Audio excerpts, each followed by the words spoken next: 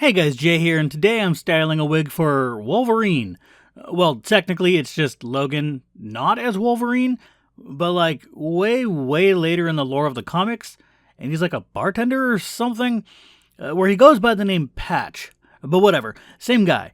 My friend Atlas does this with me while I cosplay Gambit, until he can get his actual Wolverine cosplay done. But this wig will work for any version of Logan. And you can even use one that has some gray in it for Old Man Logan from the Logan movies. Anyway, this base wig is the Hades from Epic Cosplay and is linked in the description. To start this wig, you can see that I'm combing, but backwards. This is called back combing.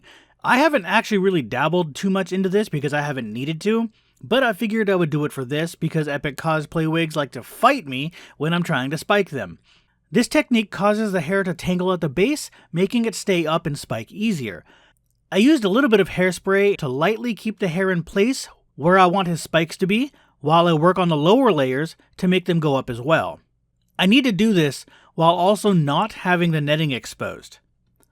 I also only work on one side at a time because I can finish one side and then try my best to match on the other side afterwards. As you can see, I also use the scissors to cut the hair shorter around the ear sections. This will not stay in place when putting the wig on, so you will need to fix this when it's on your head, but this will work for now.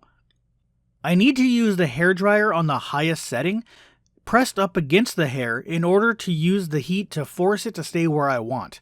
This slightly melts the fibers so that they can be heat set in the right position to have them slick back a lot easier.